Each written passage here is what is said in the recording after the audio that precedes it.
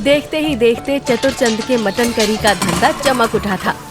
रोज अंग्रेज आते और वो उन्हें अपनी स्पेशल मटन करी खिलाता और 800 रुपए पर प्लेट कमाता। एक दिन ऐसे ही जब चंदन दुकान में लगी QR कोड मशीन को ठीक कर रहा था तो चतुर ने कहा, चंदन, अब महीना पूरा होने वाला है, क्यों ना एक बार बैंक चलकर पैसों की जांच भी कर ली जाए और कुछ पैसे निकाल भी लिए जाए। अरे हाँ मेरे चौराहे चंद, बिल्कुल चलेंगे, पैसे भी निकलेंगे और ऐश भी करेंगे, पर पूरा महीना होने के बाद, ताकि महीने भर का साफ साफ हिसाब समझ में आ सके। अब मैं अपने हिस्से का हिसाब कर पाऊं और तू अपने हिस्से का। चतुरचंद चंदन की बात मान गया और अपनी ही जेब से लागत लगाकर फॉरेनर्स को मटन करी खिलाता रहा।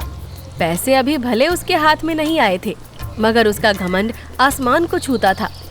वो वहाँ के लोकल कस्टमर्स को अब भाव नहीं देता था, जिनका इंतजार वो पहले बेसब्री से किया करता था। धीरे धीरे 1 महीना पूरा हो चुका था। वादे के मुताबिक अब अकाउंट में ट्रांसफर हुए पैसों का हिसाब होना था, मगर पिछले 2 दिन से तो चंदन का कोई पता नहीं था और उसका फोन भी नहीं लग रहा था।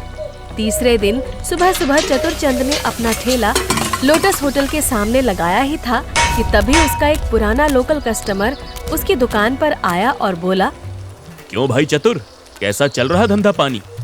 भाई, जब से तुमने पुराना चौराहा छोड़ा है तब से हम तो तुम्हारे देशी स्टाइल मटन करी के स्वाद के लिए ही तरस गए हैं। ये धंधा क्या लगा रखा है?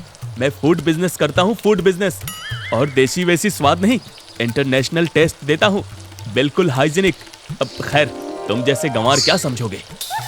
हाँ भाई, सही कहा तुमने, हम तो गंवार हैं ही। वैसे तुम्हारा पार्टनर नहीं दिख रहा है।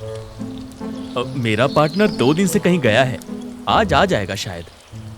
आ जाए तो तुम्हारी किस्मत। मतलब ये कि मैंने आज सुबह ही उसे सामान वगैरह लेकर एयरपोर्ट की तरफ जाते देखा था। वैसे पैसे का हिसाब तो कर लिया था ना तुमने? मैंने तुम्हें पहले भी बताया था, वो सयाना फ्रॉड हीरो है। नहीं, ऐसा नहीं हो सकता, वो जरूर एयरपोर्ट किसी फॉरेनर को लेने गया होगा। भगवान करे ऐसा ही हो चतुर भाई। अब खैर, मैंने जो देखा वो बताया, अब मैं चलता हूँ। इतना बोलकर वो आदमी वहाँ से चला गया, मगर जाते जाते उसने चतुरचंद के दिमाग में एक शक का कीड़ा छोड़ दिया। कुछ देर और इंतजार करने के बाद भी जब चंदन नहीं आया तो चतुरचंद अपना ठेला एक दुकान वाले के भरोसे छोड़कर बैंक की ओर भागा।